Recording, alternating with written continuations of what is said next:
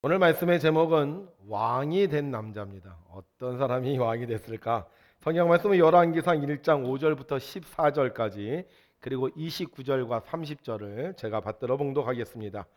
그때 핫깃의 아들 아도니아가 스스로 높여서 이르기를 내가 왕이 되리라 하고 자기를 위하여 병거와 기병과 호위병 50명을 준비하니 그는 압살롬 다음에 태어난 자요 용모가 심히 준수한 자라.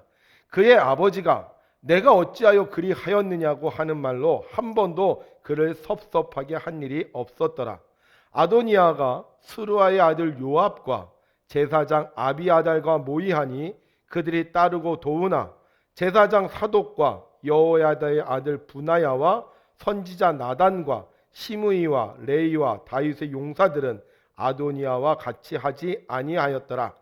아도니아가 에느로겔 근방 소엘렛 바위 곁에서 양과 소와 살찐 송아지를 잡고 왕자 곧 자기의 모든 동생과 왕의 신하된 유다 모든 사람을 다 청하였으나 선지자 나단과 부나야와 용사들과 자기 동생 솔로몬은 청하지 아니하였더라.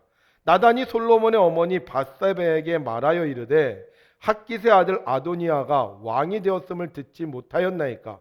우리 주 다윗은 알지 못하시나이다. 이제 내게 당신의 생명과 당신의 아들 솔로몬의 생명을 구할 계책을 말하도록 허락하소서. 당신은 다윗 왕 앞에 들어가서 아뢰기를 내 주 왕이여 전에 왕이 여종에게 맹세하여 이르시기를 내 아들 솔로몬이 반드시 나를 이어 왕이 되어 내 왕위에 앉으리라 하지 아니하였나이까? 그런데 아도니아가 무슨 이유로 왕이 되었나이까 하소서. 당신이 거기서 왕과 말씀하실 때에 나도 뒤이어 들어가서 당신의 말씀을 확증하리이다. 왕이 이르되 내 생명을 모든 환난에서 구하신 여호와께서 살아계심을 두고 맹세하노라. 내가 이전에 이스라엘의 하나님 여호와를 가리켜 내게 맹세하여 이르기를 내 아들 솔로몬이 반드시 나를 이어 왕이 되고 나를 대신하여 내 왕위에 앉으리라 하였으니 내가 오늘 그대로 행하리라. 아멘. 환난과 핍박 중에도 신앙을 지켰던 선조들처럼 비록 예전의 고난에는 못 미치지만 교회를 힘들게 하는 이런 어렵고 힘든 상황 속에서도 하나님의 살아계심을 믿고 예배하는 여러분들에게 하나님께서 영생의 축복을 허락해 주실 줄로 믿습니다. 또한 우리가 사는 이 세상에서 하나님을 믿는 사람들이 마침내 승리하는 것을 보게 될 줄로 믿습니다. 하나님을 믿는 초등학생이 요나와 큰 물고기라는 그림책을 가슴에 안고 버스를 기다리고 있었습니다. 한 믿지 않는 남자가 그 어린아이에게 장난을 치고 싶어서 말을 걸었습니다. 예, 너는 요나와 큰 물고기 이야기를 진실이라고 믿니? 그러자 어린아이가 대답했습니다. 물론이죠. 성경에 기록된 말씀은 하나님의 말씀이고 하나님의 말씀은 거짓말이 없어요. 그러자 하나님을 믿지 않는 남자 더 어려운 질문을 했습니다. 예, 그럼 너는 요나가 물고기 뱃속에서 3일 낮 3일 밤을 살아난 이야기가 진실이라고 증명할 수 있니? 잠시 생각하던 아이가 이렇게 대답했습니다. 글쎄요, 제가 천국 가면 요나 아저씨에게 물어볼게요. 그러자 믿지 않던 남자가 더 어려운 질문을 했습니다. 만약에 말이야 요나가 천국에 없고 지옥에 갔으면 어떻게 할래? 그러자 아이가 즉시 대답했습니다. 그러면 아저씨가 물어보시면 되겠네요. 여러분 천국에 있을까요? 없을까요? 있어요? 여러분들은 천국 갑니까? 못 갑니까? 이게 지금 문제예요.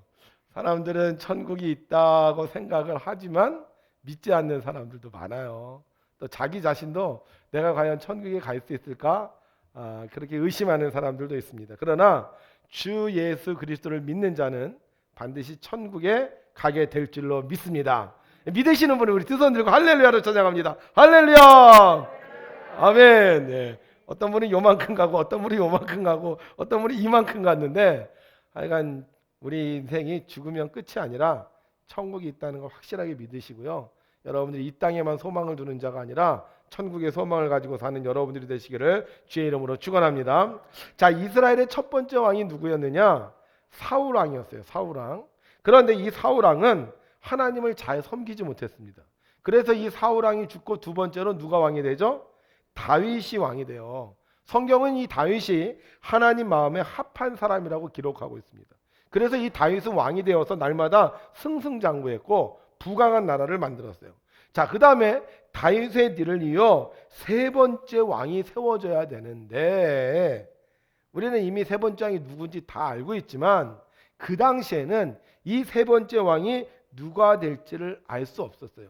여러분, 대부분 왕의 후계자는 누가 됩니까? 대부분 아들이 되죠, 아들이. 자, 그러면 이 다윗의 아들을 살펴볼까요? 다윗의 아들 첫 번째 장남은요, 암논이라는 왕자였어요.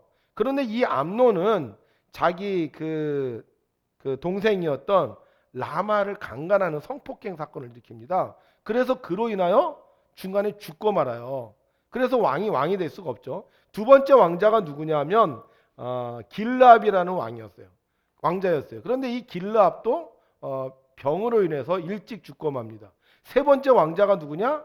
압살롬이라는 왕자였습니다. 그런데 여러분들 잘 알다시피 압살롬은 반역을 꾀했다가 압살롬도 결국 죽고 말죠. 그 다음에 네 번째 아들이 누구냐? 바로 아도니아예요. 아도니아. 물론 여러분들 그 왕의 아들이라고 해도 능력이 없으면 왕이 될 수 없습니다. 그런데 이 아도니아는요, 왕이 될 만한 모든 능력을 갖추고 있는 사람이었습니다. 오늘 성경에 보게 되면 이 아도니아는 자신을 위해서 목숨을 바칠 수 있는 기병과 호위병이 있었는데 모두 몇 명이었냐? 50명이었어요. 50명. 그러니까 이 아도니아를 위해서 말 타고 가서 싸울 사람, 그 다음에 이 아도니아 옆에서 아도니아를 호위하다가 무슨 문제가 생기면 자기가 총괄 앞에 목숨을 내놓을 사람이 몇 명이었냐? 50명이었어요. 다윗왕은 몇 명이었는지 아세요? 다윗왕은 호위 무사가 37명이었어요. 그런데 이 아도니아는 50명이나 되는 사람들이 자기를 호위하는 그런 아주 능력 있는 사람이었습니다. 그뿐이 아니었어요. 6절에 보니까 그의 용모가 심히 준수했다고 말하고 있어요. 성경은 이 준수했다는 표현을 그렇게 많이 쓰지 않습니다. 이 준수했다는 표현을 사울왕과 다윗왕에게 쓰는데 이 사울왕과 다윗왕에게 쓸 때는요, 그냥 그들은 준수한 자였더라 이렇게 썼어요. 그런데 이 아도니아에는 뭐라고 썼냐 하면 그는 준수했는데 어떻게 준수했다? 심히 준수했다는 거예요. 여러분들 창세기를 보시면 알잖아요. 창세기에 보면 하나님이 만드신 것을 보시기에 좋았더라 했는데 사람을 만드시고 나서 어떻게 했다는 거예요? 심히 좋았더라고 했던 것처럼 이 아도니아는 생긴 게요, 이 사울왕 그 다윗왕보다 훨씬 더 잘생긴 사람이었어요. 게다가 인품도 좋아요. 어느 정도로 좋냐 하면 이 아도니아가 자라면서 한 번도 아버지가 섭섭하게 말한 적이 없어요. 야, 나 너 때문에 이거 좀 안 좋다. 너 이거 왜 이렇게 했니? 이렇게 꾸준한 적이 한 번도 없었다는 거예요. 물론 그 사람이 실력 있고 능력이 있다고 해도 따르는 사람이 없으면 왕이 될 수가 없죠. 그런데 이 아도니아는 따르는 사람도 있었어요. 누가 따랐냐면 스루아의 아들 요압이 따랐습니다. 이 요압은 다윗의 오른팔과 같은 사람이었어요. 그는 그 당시 이 다윗의 이스라엘의 총사령관이었습니다. 그런데 이 총사령관이 누구를 지지하는 거예요? 지금 아도니아를 지지하는 거예요. 그리고 제사장 아비아달이 있었는데 이 아비아달은 아버지가 아히멜렉이라는 사람이에요. 여러분 혹시 성경 내용을 좀 아실지 모르겠지만 이 아히멜렉은 다윗이 처음에 사울왕을 피해서 노비라는 곳으로 도망을 갔을 때 그 노비라는 동네에 있었던 제사장이에요. 그런데 그곳에 가서 이 다윗이 너무 배가 고파서 먹을 것을 좀 달라 그랬더니 이 아히멜렉 아도니아의 아버지가 먹을 것을 주었고 그 다음에 칼을 달라고 했더니 그 골리앗이 가지고 있었던 칼을 줬어요. 그런데 나중에 이 사울왕이 누가 다윗을 도와주었느냐라고 했을 때 그곳에 있었던 그 부하가 이 도액이라는 부하가 저 아히멜렉이 도와줬습니다. 그렇게 해서 이 아히멜렉과 그곳에 있었던 모든 사람들이 다 죽임을 당해요. 그런데 그 중에 딱 하나 살아남은 사람이 있었는데 그게 누구냐? 바로 아비아달이었어요. 아비아달. 그래서 이 아비아달은 어떻게 보면 은인의 아들이에요. 은인의 아들. 군사의 장관인 요압과 그 다음에 은인의 아들이었던 제사장이었던 아비아달이 군대 지휘관으로서 영적 지휘관으로서 아도니아를 도왔어요. 그럼 우리가 보기에 당연히 이 아도니아는 왕이 될 수 있습니다. 그렇잖아요. 예? 군대가 있죠. 그 다음에 잘생겼죠. 그 다음에 자기를 돕는 사람들이 있죠. 그 다음에 서열이 왕의 첫 번째 순위잖아요. 그런데 성경에 보니까 누가 왕이 돼요? 솔로몬이 왕이 돼요. 그러면 솔로몬이 이 아도니아보다 훨씬 더 잘생기고 더 훌륭한 왕자였느냐? 그렇지 않아요. 어떻게 보면 이 솔로몬은요, 왕이 될 수 없는 사람이에요. 왜냐하면 이 아도니아는 네 번째 아들이었는데 솔로몬은 열 번째 아들이었어요. 그러니까 이 왕자의 서열을 따져봐도 이 솔로몬은 왕이 될 수 없는 그런 사람이었습니다. 게다가 이 솔로몬은 어떤 사람이었냐면요, 이 아버지가 이 솔로몬을 평가한 말이 있어요. 뭐라고 평가했냐면 이렇게 평가했어요. 다윗이 이르되 내 아들 솔로몬은 어리고 미숙하고 여호와를 위하여 건축한 성전은 극히 웅장하여 만국의 명성과 영광이 있게 하여야 할지라. 그러므로 내가 이제 그것을 위하여 준비하리라 하고 다윗이 죽기 전에 많이 준비하였더라. 이 말은 무슨 얘기냐면 다윗이 보기에 이 솔로몬은 어떤 사람? 아직 어리고 미숙하다는 거예요. 다윗이 왜 성전 건축을 위해서 그렇게 많은 준비를 했느냐? 다윗이 보기에 솔로몬이 성전 건축을 제대로 할 수 있는 제목감이 안 되는 거예요. 그래서 내가 죽기 전에 이 솔로몬이 건축을 제대로 할 수 있도록 내가 이 모든 준비를 다 해줘야 되겠구나. 그리고는 본인이 손수 준비할 정도로 믿을 수 없는 사람이었습니다. 그리고 보세요. 지금 아도니아가 왕이 되려고 합니다. 그랬더니만 이것을 방해하는 사람들이 있어요. 누가 방해하죠? 엄마가 하고 있어요. 엄마가. 이것만 봐도 솔로몬은요, 왕이 될 사람이 아니에요. 솔직히 자기 밥그릇도 못 찾아 먹어서 엄마의 치맛바람으로 왕이 되려고 하는 사람 아닙니까? 어떻게 이런 사람이 왕이 될 수 있단 말이에요. 그리고 이 다윗이 죽기 전에 솔로몬에게 유언을 하는데, 이때 솔로몬이 왕이 됐을 때예요. 뭐라고 유언을 하느냐? 이렇게 얘기를 해요. 내가 이제 세상 모든 사람이 가는 길로 가게 되었노니 너는 힘써 뭐가 되라? 그러니까 왕이 됐는데도 아직도 불안한 거야. 그러니까는 이 다윗 왕이 죽어가면서 뭐라 그래요? 야, 너 좀 대장부가 돼. 좀 마음을 좀 강하게 하고 담대하고 말이야. 좀 어디 가서 좀 왕처럼 행동해. 이렇게 유언을 남길 정도로 유약한 사람이 이 바로 솔로몬이었다는 거예요. 그런데 이 아도니아는 어때요?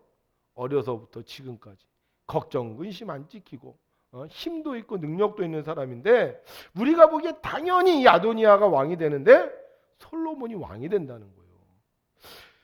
왜 힘도 없고 능력도 없고 엄마의 치맛바람에 쌓여져 있고 또 왕이 됐는데도 대장부의 역할을 하지 못하는 이 솔로몬이 왕이 되냐?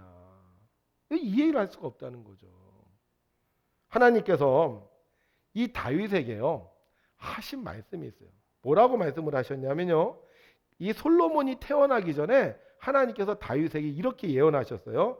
보라, 한 아들이 내게서 나리니 그는 온순한 사람이라. 내가 그로 주변 모든 대적에게서 평온을 얻게 하리라. 그의 이름은 솔로몬이라 하리니 이는 내가 그의 생전에 평안과 안일함을 이스라엘에게 줄 것임이니라. 그가 내 이름을 위하여 성전을 건축할지라. 그는 내 아들이 되고 나는 그의 아버지가 되어 그 나라 왕위를 이스라엘 위에 굳게 세워 영원까지 이르게 하리라. 왜 솔로몬이 왕이 돼요? 하나님이 솔로몬을 왕으로 선택하셨다는 거예요. 솔로몬을 왕으로 세우시겠다고 하는 거예요. 그런데 왜 그를 왕으로 세워요? 그는 어떤 사람이야? 그는 온순한 사람이라. 이 하나님께서 이 왕을 세우시는데 어떤 사람을 왕이 되게 하시느냐? 온순한 사람을 왕이 되게 하시는. 좀 솔직히 이해가 안 갑니다. 왕이 온순하다, 온유하고 순하다. 그러면 여러분들 어떻게 왕 할 수 있을 것 같아요? 지금요, 이 솔로몬의 지상 최대의 과제가 뭐냐면 건축이에요. 성전 건축을 해야 돼. 근데 여러분들 보세요. 성전 건축을 하려면 온순해야지 건축을 잘하겠어요? 아니면 좀 과격해야지 건축을 잘하겠어요? 교회도요, 건축 잘하시는 목사님들을 보면요, 이게 보통 분이 아니에요. 막 셉니다. 누가 뭐라 그래도요, 손톱 하나 안 들어가요. 근데 건축을 못하는 목사님들은 그냥 참 유하고 부드러워. 건축 잘하는 목사님들은 누가 뭐래도 무슨 말이에요? 하나님이 저를 건축하는데 남이 그 따라와요. 빨리 땅 팔고 집 팔아갖고 헌금해. 뭐 이런단 말이에요. 근데 건축을 못하는 목사님들은 아유 그렇죠. 다음에 하자. 아유 그래요. 다음에요. 이런다는 거예요. 그런데 이 솔로몬은 건축을 할 사람인데, 그리고 왕이 될 사람인데 어떤 사람이라고요? 온순한 사람이라는 거예요. 도저히 이해가 안 가는 거예요. 아니 온순한 사람이 어떻게 왕이 될 수 있을까? 근데 성경을 자세히 읽어보면요, 이 솔로몬이 온순한데요, 누구한테 온순한지 아세요? 하나님 앞에 온순해요. 솔로몬이 온순한테 누구한테 온순하느냐? 아버지하고 어머니한테 온순해요. 어떻게 하느냐? 이 솔로몬이 나중에 왕이 됩니다. 이 왕이 됐는데 그가 하는 일이 있어요. 뭐냐? 그동안 다윗을 괴롭혔던 사람들을 다 솔로몬 왕이 처단해요. 다윗에게 제일 힘들게 했던 사람이 누구냐? 다윗의 오른팔이었던 요압이라는 장군이에요. 이 군대 장관 얼마나 센지요. 다윗이 그렇게 용맹하지만 이 요압을 어떻게 할 수가 없어요. 막 요압은 지 맘대로 해요. 그래서 다윗이 죽어가면서 무슨 얘기를 하냐면, 야, 저 요압 때문에 내가 평생 고생했다. 저 요압을 그냥 두지 마라. 자기는 처리를 못하고요, 그 아들한테 얘기를 해요. 근데 그 아들이 어떻게 하는지 아세요? 나중에 왕이 되자마자 그 요압을 그냥 죽여버려요. 굉장히 강하게 나타납니다. 그런데 누구한테 온순한 사람? 하나님 앞에. 어리고 미숙한 사람 누구한테? 부모님 앞에. 여러분, 왕이 된 사람은요, 하나님 앞에 교만한 사람은 왕이 될 수가 없어요. 왕이 된 사람은 부모님 앞에서 잘난 척하는 사람은 왕이 될 수 없습니다. 하나님께서 왕으로 세우시는 사람은 어떤 사람이냐? 하나님 앞에 온순하고 부모님 말씀에 순종하는 사람이 왕이 되는 거예요. 솔로몬이 드디어 왕이 됩니다. 그가 적들을 처단하고 나서 제일 먼저 한 일이 뭔지 아세요? 하나님 앞에 일천번제를 드려요. 그런데 그때 솔로몬이 뭐라고 기도하느냐? 이렇게 기도해요. 나의 하나님 여호와여, 주께서 종으로 종의 아버지 다윗을 대신하여 왕이 되게 하셨사오나 종은 뭐다? 작은 아이라. 출입할 줄을 알지 못하고. 아니, 지금 요압을 처단했다니까, 아도니아를 처단했다니까요, 시므이를 처단했다니까요, 그동안 다윗이 해결하지 못한 모든 문제들을 이 솔로몬이 다 해결했다니까요. 그런데도 불구하고 하나님 앞에서 뭐라고 얘기하고 있어요? 종은 작은 아이라 출입할 줄을 모르고 주께서 택하신 백성 가운데 있나이다. 그들은 큰 백성이라 수요가 많아서 셀 수도 없고 기록할 수도 없사오니 누가 주의 이 많은 백성을 재판할 수 있사오리까? 듣는 마음을 종에게 주사 주의 백성을 재판하여 선악을 분별하게 하옵소서. 만약에 솔로몬이요, 힘 있는 사람이었다면 그는 하나님 앞에 구하지 않았을 것입니다. 그가 내가 능력 있다고 생각했다면요, 하나님 앞에 기도하지 않고 계획을 짜느라고 정신이 없었을 거예요. 그가 교만한 사람이었다면 하나님 앞에 와서 제가 작은 아이다 이렇게 얘기하지 않냐고 부하들을 불러서 너희들은 앞으로 내 말을 들어, 내 말 안 들으면 그냥 두지 않을 거야, 이렇게 명령을 내렸을 겁니다. 그런데 그가 하나님 앞에 온순한 사람이었기 때문에 자기를 왕으로 세워주신 분이 하나님임을 고백했고, 하나님 앞에 자기 자신이 누구다? 작은 아이라고 하나님의 도움을 청했던 겁니다. 문제 있는 사람은 사람들 앞에서 잘난 척합니다. 사람들 앞에서 의로운 척합니다. 그러나 아무도 안 보면 파렴치한 짓을 저집니다. 하나님이 보고 계신데도 자기에게 준 권력을 마음대로 사용합니다. 그러나 하나님 앞에 온순한 사람은 사람을 의식하는 것이 아니라 하나님을 생각하기에 내 뜻대로 내 마음대로 내 생각대로 살지 아니하고 하나님의 뜻대로 사는 겁니다. 아도니아는 좋은 능력과 재주를 가지고 있었습니다. 그러나 그는 하나님 앞에 온순하지 않았습니다. 그래서 오늘 성경에 보면 그는 5절에 뭐라고 얘기하고 있느냐? 자기 스스로 높여서 내가 왕이 되리라 생각했던 것입니다. 하나님 말씀을 무시하고 자기 멋대로 했을 때 그는 자기가 누릴 수 있는 모든 복을 다 차버리고 말았어요. 그러나 솔로몬은 하나님 앞에 온순하게 살았을 때, 부모님 앞에 얌전하게 살았을 때 다윗의 뒤를 이어 이스라엘의 왕으로 축복된 삶을 살 수가 있었습니다.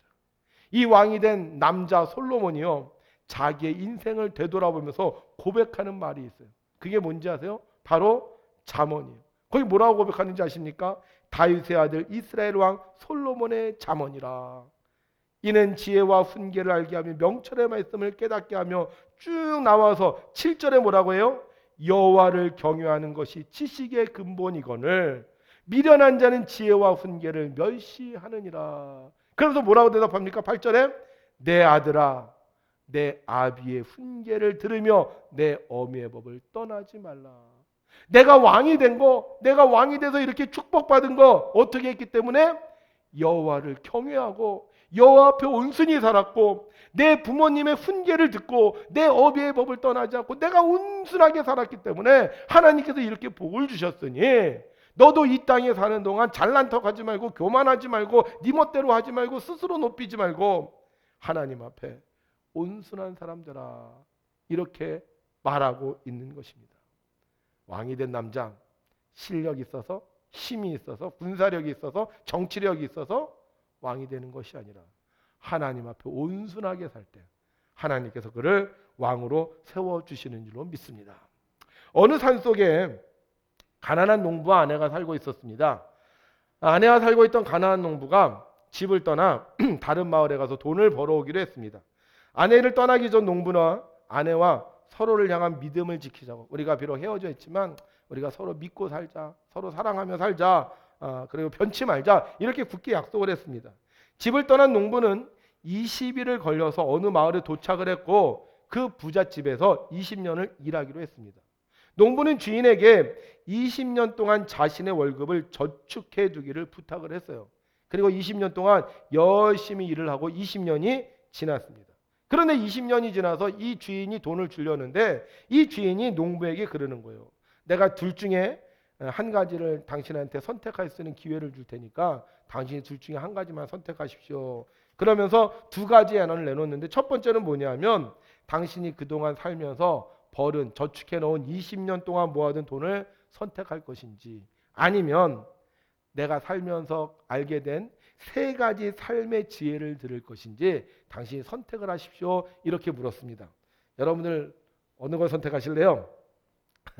20년치 월급을 선택하실래요? 세 가지 삶의 지혜를 선택하실래요? 이 농부가 고민하다가 자기는 20년간 번 돈 대신에 세 가지 삶의 지혜를 듣겠다고 했습니다. 그래서 주인은 미소를 지으면서 조목조목 세 가지 삶의 지혜를 말해줍니다. 첫 번째, 인생에서 지름길을 택하지 말게. 그러면 대가를 크게 치르고 큰 손해를 볼 수도 있네. 잘 들으셔야 돼요.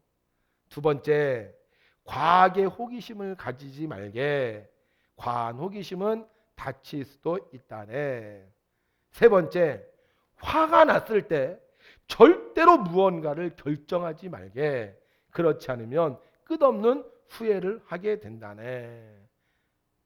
주인은 그에게 빵 3덩어리를 주며 말했습니다. 첫 번째와 두 번째 빵은 집에 돌아가는 길에 먹고 세 번째 빵은 집에서 먹게나. 농부는 주인의 말을 온순하게 듣고 감사해하면서 자신의 고향으로 길을 떠났습니다. 첫째 날에 그가 길을 가던 중에 어디로 가는지 물어보는 한 여행자를 만나게 돼요. 그래서 농부는 그에게 대답합니다. 내가 20년의 노동을 마치고 집으로 돌아가는 중입니다. 그런데 20일이나 걸립니다. 그러자 여행자가 말합니다. 아 그래요? 제가요 거기 가는 길 5일이면 갈 수 있는 빠른 지름길을 압니다. 제가 얘기하는 대로 한번 가실래요? 이렇게 얘기를 했습니다. 그래서 알았어요. 그럼 5일이면 가니까. 그래서 지름길을 택했어요. 그런데 그 길을 가다가 갑자기 주인이 첫 번째 해줬던 조언이 떠올랐어요. 주인이 뭐라 그랬죠? 지름길을 택하지 말게. 그러면 대가를 크게 치르고 큰 손해를 볼 수 있네. 그래서 갑자기 그 얘기가 생각이 나서 내가 지름길로 가지 말고 그냥 내가 가는 길로 가야겠다 하고 긴 여정을 선택했습니다. 그 결과 그는 노상강도의 공격을 피할 수 있었습니다. 밤이 되어 농부는 마을로 들어갔습니다. 그리고 하룻밤을 머물기로 했어요. 그가 잠을 자고 있을 때 갑자기 큰 울음소리가 들리는 거였습니다. 그래서 그는 깜짝 놀라 깨어났어요. 그래서 무슨 소리인지 궁금해서 이렇게 문을 열고 봤는데 아무 소리도 안 들리는 거예요. 그러다 또 큰 소리가 들리는 거예요. 그래서 내가 나가서 이걸 좀 확인해 볼까 이런 생각이 들었어요. 그래서 그 문을 열고 나가려다가 갑자기 또 두 번째 조언이 떠올랐어요. 뭐라 그랬죠? 과하게 호기심을 가지지 말게. 과한 호기심은 다칠 수도 있다네. 그래서 다시 문을 닫고는요 그냥 잠을 잤습니다. 다음날 아침 집주인이 그에게 말했습니다. 호랑이가 밤에 마을로 내려왔어요. 그런데 다행히 문을 단단히 잠그고 있었죠. 그래서 다행이에요. 이렇게 얘기하는 것이었습니다. 드디어 농부는 20일이 걸려 집에 도착했습니다. 가보니까 집에 불이 켜져 있었어요. 부푼 마음으로 그는 창문 쪽으로 다가갔습니다. 그런데 집안을 들여다보는 순간 기쁨이 충격과 분노로 변했습니다. 왜냐하면 창가에 자기 아내가 한 젊은 남자를 껴안고 있었기 때문이었어요. 징후가 막 그의 마음을 지배했고 그는 달려가서 저 둘을 죽여버려야 되겠다고 생각했습니다. 그런데 그때 주인이 해줬던 세 번째 조언이 떠올랐어요. 뭐라 그랬죠? 화가 났을 때 절대로 무언가를 결정하지 말게. 그렇지 않으면 끝없는 후회를 하게 된다네. 그래서 그는 자신을 억제하고 그날 밤 그냥 헛간에서 잠을 청했습니다. 해가 떠오르자 그는 마음을 진정하고 생각했습니다. 그래, 어차피 내가 여기서는 더 이상 살 수 없으니 내가 다시 집주인에게 그 주인에게 돌아가서 일을 구하고 그냥 우리 아내하고 애인은 죽이지 말자 이렇게 생각을 했어요. 그러나 돌아가기 전에 아내에게 그동안 자신은 믿음을 잃지 않았다고 말해야 될 거라는 생각이 들었습니다. 그래서 그가 문을 두드립니다. 그러자 갑자기 그의 아내가 그를 보고 반가워하면서 그의 품으로 막 달려오는 거예요. 그러자 남자는 그를 거칠게 밀어내면서 슬프게 말했습니다. 나는 항상 믿음을 가졌는데 당신은 나를 배신했어. 그러자 아내, 아니에요. 그러면서 강하게 머리를 막 휘저었습니다.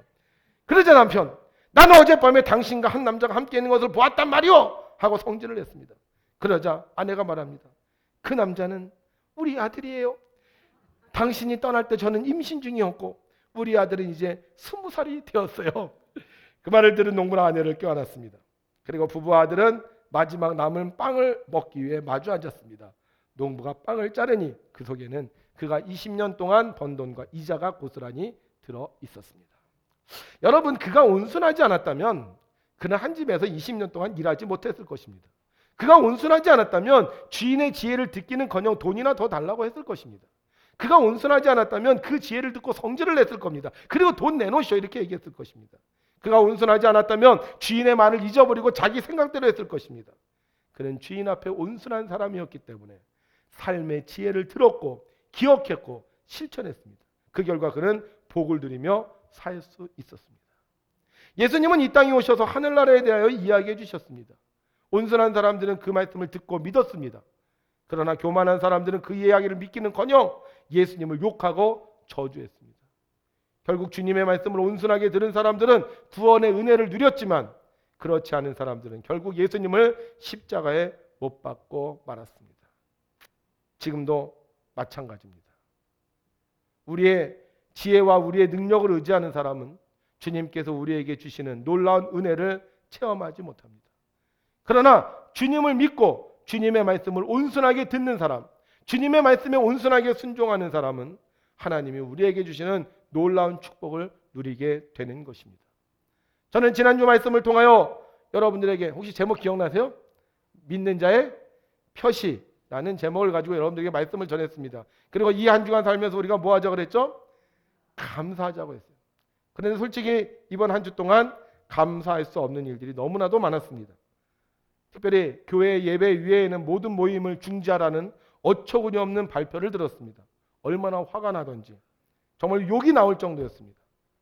그러나 제가 곰곰 생각해 보았습니다. 그리고 깨달은 것이 있습니다. 우리가 감사하는 것은 하나님께 감사하는 거다. 여러분, 우리가 왜 화를 냅니까? 우리가 왜 하나님께 화를 냅니까? 왜 우리가 주의 성도들끼리 화를 냅니까? 우리가 하나님을 온순하게 섬기면 하나님께 감사할 수 있는데 우리의 상태와 우리의 상황과 우리의 형편에 따라서 우리가 하나님 앞에 감사하지 않고 화를 낸다는 것은 아직도 우리가 부족하다는 겁니다. 종로에서 뺨 맞고 한강에서 화풀이 한다는 말이 있습니다. 우리가 화낼 대상은 하나님이 아니라는 것입니다. 그래서 우리는 언제나 하나님께 감사해야 하는 것입니다. 왜냐하면 하나님은 우리를 선한 길로 인도하시기 때문입니다. 속상한 일, 화나는 일, 답답한 일 참 많은 세상입니다. 특별히 지금 교회를 다니는 우리들은 더 그런 상황입니다. 그러나 우리가 하나님 앞에 올 때 화내지 말고 짜증내지 말고 온순하게 감사하면 우리는 하나님 나라의 상급을 누리게 되는 것입니다. 찬송할 때, 기도할 때, 성도들을 만날 때 화내지 않고 감사해야 됩니다. 어제 뉴스에 이런 제목이 실렸습니다. 서울시장 죽음 놓고 부부싸움. 무슨 말인지 아시죠? 지금 서울시장장을 하는데 5일장을 하는데 맞다 틀리다 하면서 부부가 싸운다는 거예요. 제가 그걸 보는 순간 갑자기 옛날 제 친구하고 있었던 일이 생각이 났습니다. 제 친구와 함께 제가 중국 신학교에 가서 강의를 하는데 계속 우리가 이제 라디오를 듣고 있었어요. 그러다가 정치에 대한 얘기가 나왔습니다. 굉장히 친한 친구였는데 정치 얘기를 하다가 그 친구도 얼굴이 시뻘개지고 저도 얼굴이 시뻘개졌어요.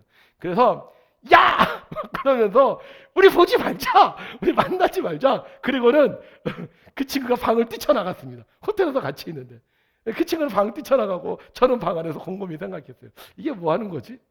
그래도 우리가 20 몇 년 동안 친구였는데 이게 뭐 하는 거지? 더 이상 갈 데가 없는 그 친구는 다시 방으로 들어왔습니다.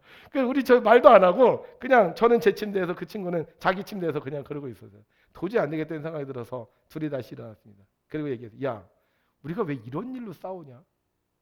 그리고는 화해했어요. 그 이후로는 다시는 정치 얘기를 하지 않습니다. 여러분, 정의는 하나님 편에 있습니다. 하나님이 심판하시는 거예요. 옳고 그른 것은 하나님이 심판합니다. 그러나 우리는 하나님 앞에 하나입니다. 그래서 우리는 서로를 대할 때 어떻게 해야 돼요? 더 온순하게 대해야 되는 겁니다. 사탄이 원하는 게 뭘까요? 사탄이 원하는 것은 별거 아닌 것 같고 우리가 싸우게 하는 겁니다. 부부가 싸우게 하고 교회가 싸우게 하고 친구가 싸우게 하는 거, 같은 동네 사람들이 싸우게 하는 거.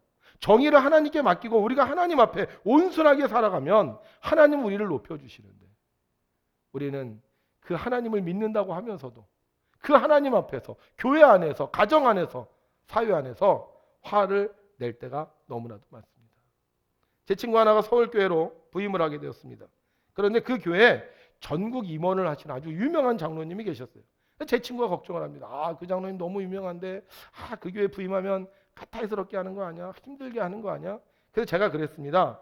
전국적으로 일하는 장로님들은 담임 목사님을 힘들게 하자. 그래서 제가 다 얘기를 했어요. 어느 교회 어느 장로님, 어느 교회 어느 장로님, 어느 교회 어느 장로님. 그래서 우리 교회도 얘기했어요. 우리 교회 뭐 이영신 장로님도 건물이거든요. 이영신 장로님, 여러분들 절 힘들게 한 적이 있었나요? 한 번도 없었어요. 그래서 제가 그런 얘기를 했어요. 정말 이렇게 그 유명한 장로님들은 자기 교회에서는 절대 문제를 일으키지 않아. 원래 그러잖아요. 미꾸라기가 흙탕물을 만든다고. 원래 거물은요 이렇게 흙탕물 만들잖아요. 왜 우리가 서로 싸웁니까? 왜 우리가 미워합니까? 이거는 누가 원하는 거예요? 사탄이 원하는 거예요. 그래서 우리가 하나님 앞에 온순해야 됩니다. 솔로몬 별 볼일 없는 사람 같았어요. 능력 없는 사람 같았습니다. 그러나 그가 하나님 앞에 온순했을 때 하나님께서는 그를 높여주셨고 그를 왕이 되게 해주셨습니다. 사랑하는 성도 여러분, 우리가 정말로 하나님을 믿는 사람이라면 하나님 앞에 온순해야 됩니다. 찬송할 때도 온순하게 하고 기도할 때도 온순하게 하고 대화할 때도 온순하게 해야 됩니다. 그런데 어떤 분은 찬양할 때 승질내면서 찬양하고 기도하면서 막 속상해서 울부짖으며 찬양하고 어떤 사람들은 언성을 높이면서 막 말을 합니다. 솔직히 우리가 아무리 화나는 일이 많다 할지라도 이번 한 주만큼은 어떻게 살자? 온순하게. 여러분들이 온순이라고 대답하세요. 자, 교인들끼리 어떻게? 가족끼리 어떻게? 배군 사람들끼리 어떻게? 맞아요. 그러면 더 이상 문제가 없을 겁니다.